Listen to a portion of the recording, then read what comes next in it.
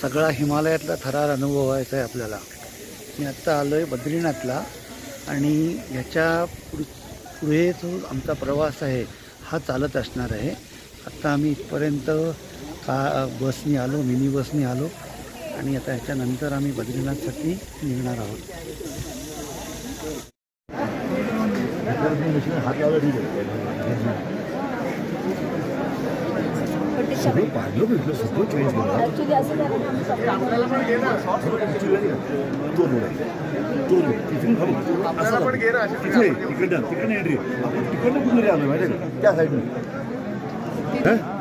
ते पुढे गेला भाग ॲक्च्युली मूळ जे आहे ना, आम्ही पहिल्यांदा घरून आता आलो मी इथून असाल या गाव हे गाव इथे झालं इथून आलो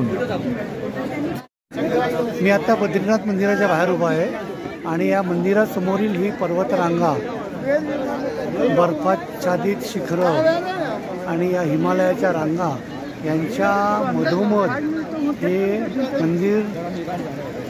आता मी तुम्हाला मंदिराचं दर्शन करवतो। हेच ते बद्रीनाथाचं मंदिर आणि दर्शन करू शकता तुम्ही। जय बद्रीनाथ।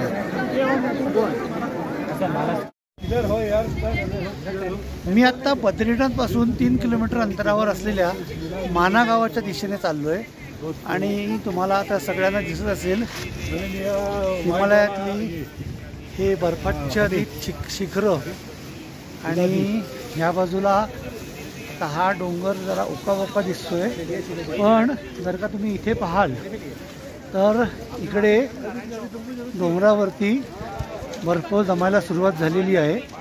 वातावरण खूप थंड आहे, मध्येच वारा सुटतो, पावसाचे थेंब पडतात आणि वातावरण खूप थंडगार आहे। माझ्या अंदाजाने इथलं तापमान हे 6 ते 8 डिग्री वगैरे असावं। आत्ता आम्ही निघालोय माना गावाच्या दिशेने, जिथे व्यास गुफा, गणेश गुफा आणि सरस्वती नदीचा उगम आणि ती लुप्त होते ती जागा आहे। चला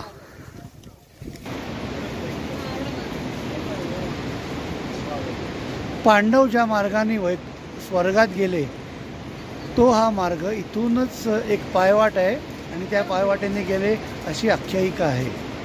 आणि इथे आपण आता बघतोय की हे जे जय महावीर घंटाकर्ण प्रवेशद्वार आहे, इथेच श्री सरस्वती ज्ञान विज्ञानधाम महर्षी भगवान वेदव्यास गुफा आणि श्रीकृष्ण गुफा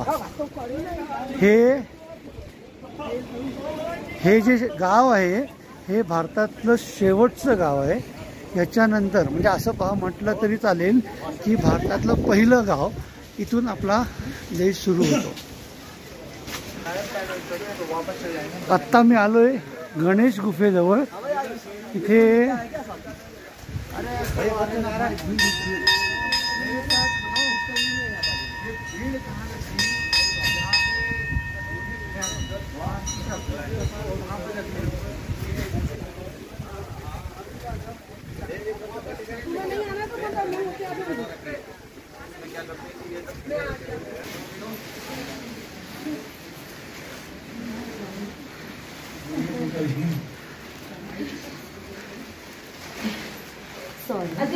फोटो बाहर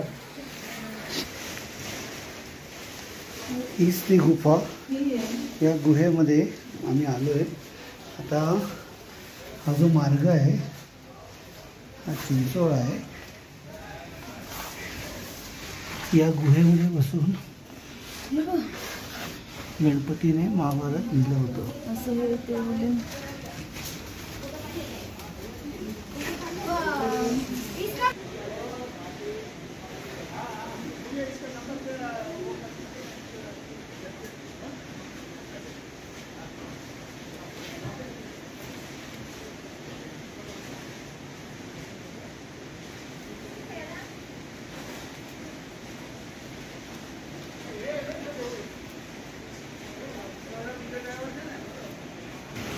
व्यास गुफेकडे जाण्याचा मार्ग थोडासा खडतर आहे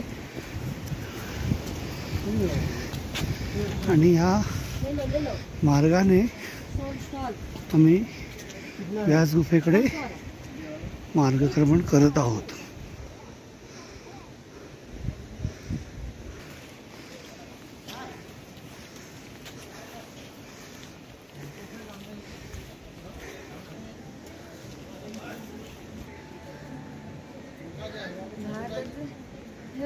इकडे प्रथम लिहिले आणि ते शेवटचे चहाचे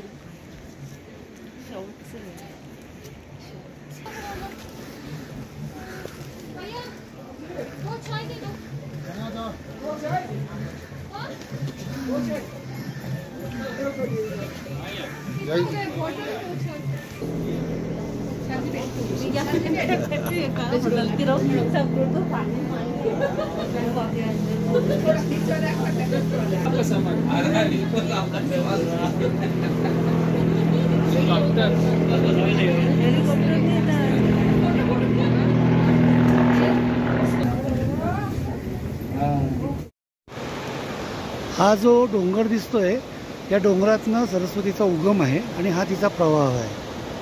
आता इथे एका विशिष्ट ठिकाणी सरस्वती लुप्त होते. एक म्हणजे आता हा जो मी तुम्हाला पॉईंट दाखवतोय इथून त्याचा आवाज कमी होत जातो आणि एका ठिकाणी तिचा आवाज एकदम थंड पडतो. पुढे अलकनंदा जॉईन होते, त्याला मिळते आणि पुढे ते अलकनंदा म्हणजेच गंगा प्रवाहित होते.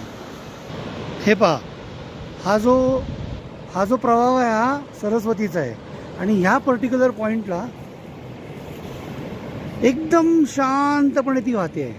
मला जास्ती जवळ तुम्हाला व्हिडिओ दाखवता येत नाही, झाडं आहेत, पण एकदम शांतपणे प्रवाह होते आणि इथेच पुढे जाऊन ती लुप्त होते. मी प्रयत्न करतो दाखवायचा, पण आत्ता इथे एकदम त्याचा प्रवाह म्हणजे हे बघा, एका बाजूला प्रभावित आणि एका बाजूला शांत. आता तुम्ही पाहू शकता हा जो शांत झालेला प्रवाह आहे हा सरस्वतीचा आहे आणि त्याला जी मिळते इथे ही नदी अलकनंदा आहे आणि म्हणजे हा प्रवाहाचा स्रोत इथे झालेला शांत प्रवाह आणि ती अलकनंदामध्ये तिचं विलीन होणं, इथेच काही तो सरस्वती